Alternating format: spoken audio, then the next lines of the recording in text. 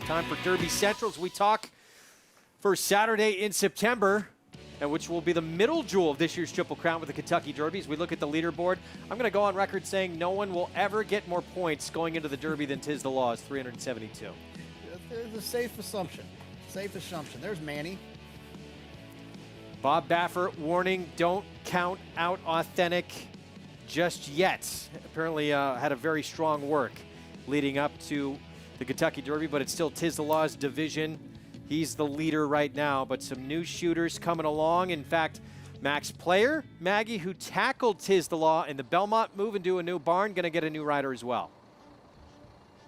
Tackled him in the Travers as well, finishing third that day too, Greg, as after that effort, he was transferred to the barn of Steve Asmussen, and the owner citing that they just wanted to move him to a trainer that was going to be based at Churchill and have horses in Kentucky. So Max Player, as we saw prepping with Linda, as she said early on, he was not the best workhorse.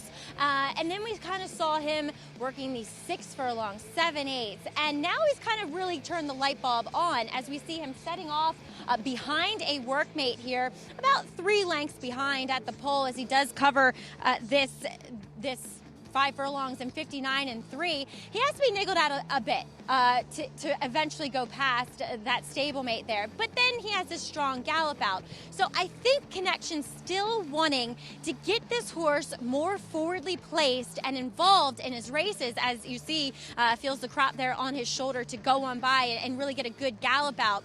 He's going to relish the 1.25 miles, as I've always felt. Though he didn't get the job done here at Saratoga going the 1.25 miles, maybe he'll appreciate it at Churchill Downs, though it looks as though he's moving quite nicely over that surface, Greg.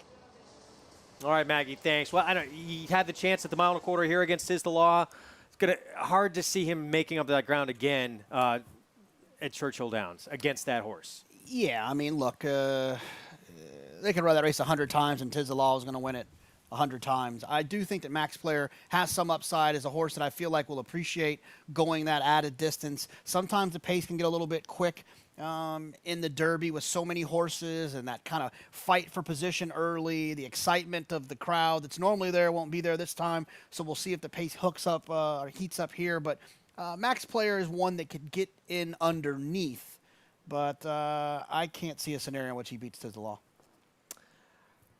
I can't see a scenario when a lot of these horses beat Tiz the Law. The way he's going right now, question is, does that take something out of him having gone that 1.25 miles now in that Run Happy Travers? No, I don't think so at all. All I think it does is solidify the fact that he's going to be probably one of the shortest priced horses in a very long time. Leading into the Kentucky Derby in a typical year, the biggest question mark on the favorite is, will they handle the 1.25 miles? American Pharaoh, will he handle a 1.25 miles?